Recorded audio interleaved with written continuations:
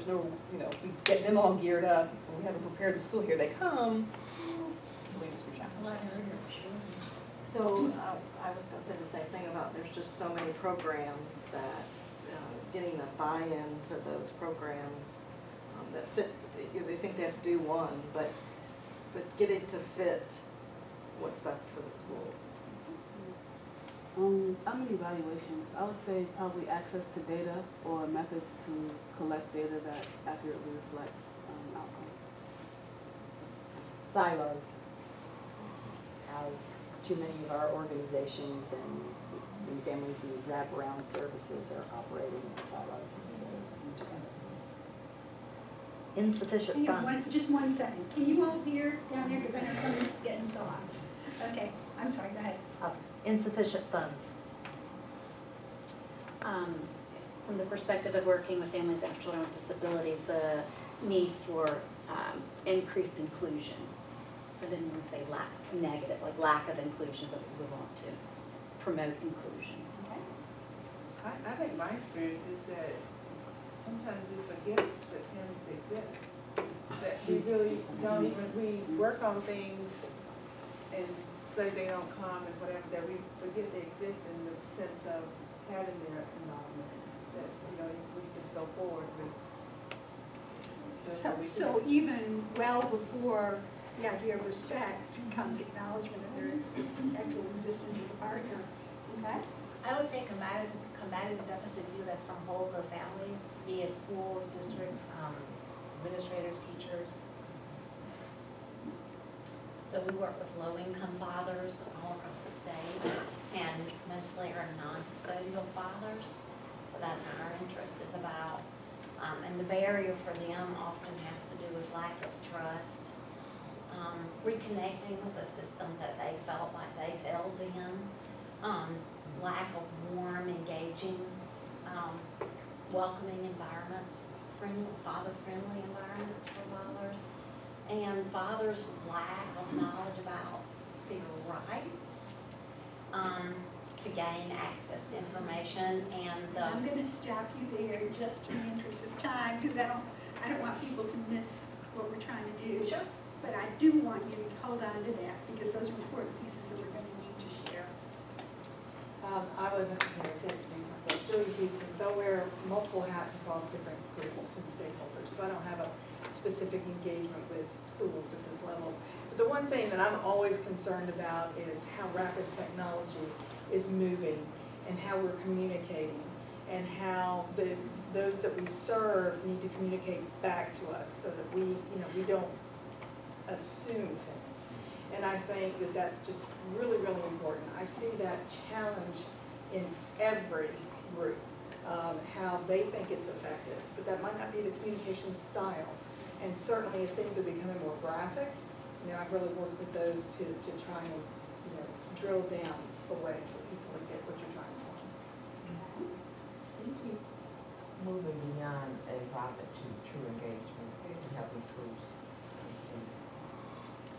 So I don't also have a lot of experience with family and school engagement, but I am going to kind of throw out the umbrella term of just general attitudes and beliefs. I know a lot of people are saying things like trust and respect, and attitudes and beliefs are across all levels and stakeholders, schools, families, and they can be hard to target and change. Similarly, I don't have a lot of involvement with family engagement in schools, but just particularly around readiness, you see a lot of leadership that is supportive of efforts, but climate or culture or structures that are not conducive towards moving those forward. So how do you, have someone who's influential to help move innovations forward? The work that I do, a lot of challenges that I hear would be funding or finding resources. So I work with federally qualified health centers to implement evidence-based strategies, and we also use Dr. Wandersman readiness assessment tool, and some of the challenges that our sites face is resources, capacities to get patients screened. In school mental health services, I think one of the challenges is conceptualizing that engagement, there's an ideal engagement, and that every family should meet that ideal. So as opposed to, and when you have a conceptualization of that, you assume that caregivers should show up to mental health sessions and we should have strong rapport and they should practice things outside of session. But when we think about that there can be variability in engagement, it allows us, I think, to have some respect and empathy for families and what they're going through and just kind of normalizes the challenges of engaging families and services. I'm Kathy Compton-Lilly. I came in a little late too. I'm from School of Ed. And I'm thinking about the need to recognize the strengths of families, but also listening to and honoring their readings of the world and the critiques that they bring to the services we're trying to provide to them. Last but not least, really kind of echoing what other folks have said from the perspective of teachers in schools, just the lack of willingness for teachers to be vested in any new thing because they know there are decision makers higher in the food chain that are chasing the shiny objects. Okay, we had other components that we would love to do with you based on this, and I'm looking at time and wanting to be respectful of yours, and I know Karen wanting to wrap pieces up. So here's what I'd like for you to just take 1 minute and do for your own self as the next step. What does your agency, organization, department bring to the table to address some of the readiness issues that you're hearing? What have you found out about? What have you learned? What resources have you come up with? Where is this going to come together for you as an active partner in this group? Just take a minute with that and play with it. Maybe even take your readiness sheet and jot that down on the back of it really quickly so that when you begin to talk about that in more depth, you have a sense of your role in this partnership and you're being seen and worthy within this group. Okay? And that's what I did this point.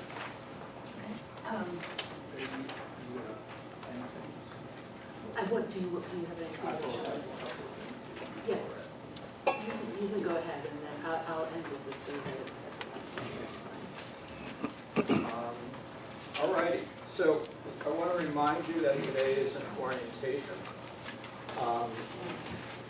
That the GTO thinking we did and this readiness worksheet are really just sort of the tip of the iceberg of moving into stuff that we have detailed ways of working with.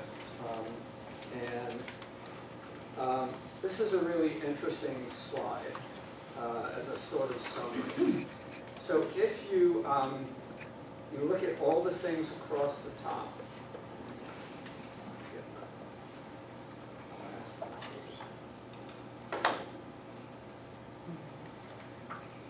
data, vision, skills, incentives, resources, action plan, and evaluation. If data is missing, then you're getting perceptions, you're not getting evidence. If vision is missing, you're getting confusion.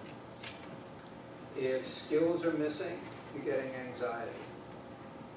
If incentives are missing, change, if you get any, is gradual. If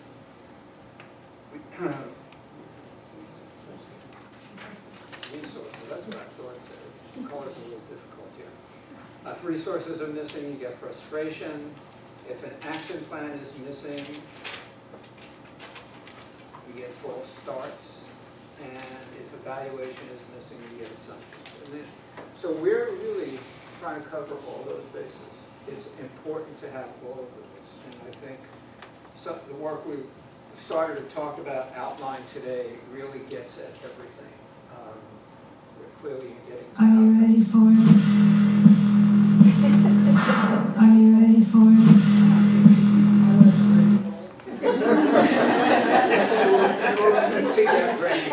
They're ready for that video. All right, so readiness is, these are some slides that there's somebody who has an extremely amazing talent. He uses his iPad to take notes, and his notes are in these graphic figures. And this is something he did of a presentation I made. So it just sort of captures some of the things we're talking about, readiness, gap between practice and research, stuff like that. The ISF, the Interactive Systems Framework, evidence-based practices, and then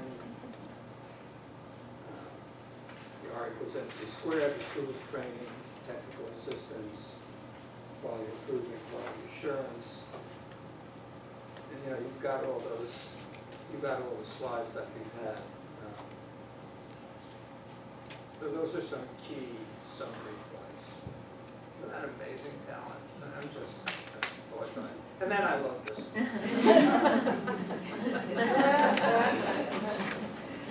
All right. One more thing. So in my retirement, I'm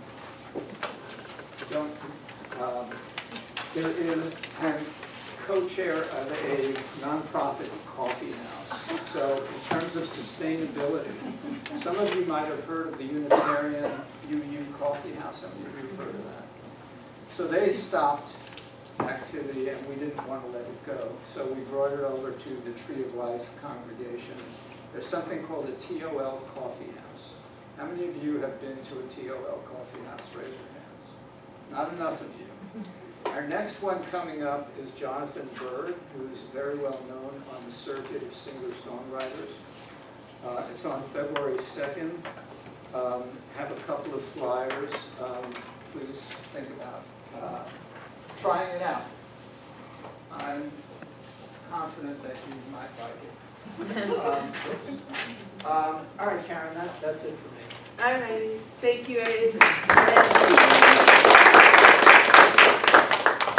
So I hope that this gives you a little bit of an introduction into our approach to working with schools and families and how we want to approach this collaboration among the partners and the specialists.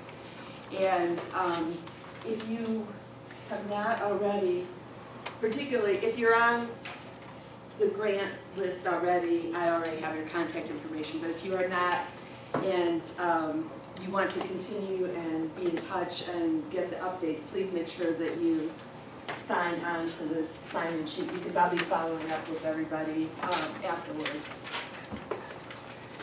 So I found all just the initial discussion and input of needs really helpful. We've taped it all, so we'll be going back and looking at that. But I hope you will go home and think about the strengths that you feel that you could bring to address some of the needs that we talked about. Because we really are using GTO thinking and how we want to go about putting together what these partnerships and collaboration will look like. What are the needs that this particular group of partners sees that we can address?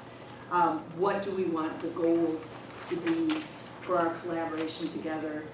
And obviously we're working together individually with some of your groups on specific issues, but we also want to meet that mandate from the federal government that we could start to build that statewide infrastructure, to build those connections and to integrate our strengths so that we are better able to serve as a support as a whole for family engagement for all families. Because everyone here brings to the table something that will help us reach out to a particular type or particular group of families.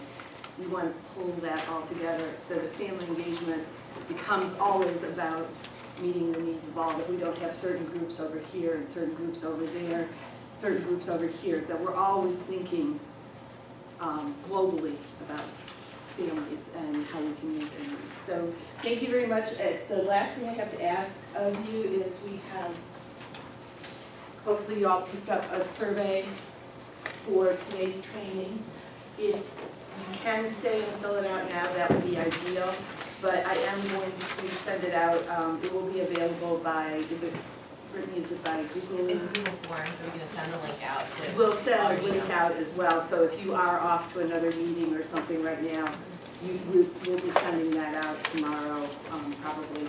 or Monday at the latest. So please take a little bit of time because it asks you some questions, not just about the training. We tried to keep it brief, but we wanted also to hear from you about what questions you have going forward and what your ideas are for next steps. So we will take that all into account, and I will be in touch about putting together our next step session with the partners and specialists and all our friends who are interested in participating. So thank you very much. I hope you had a little bit of fun and learned a lot. And again, from the bottom of my heart, thank you all for being here and participating. And we are going to make a difference. And onward and upwards.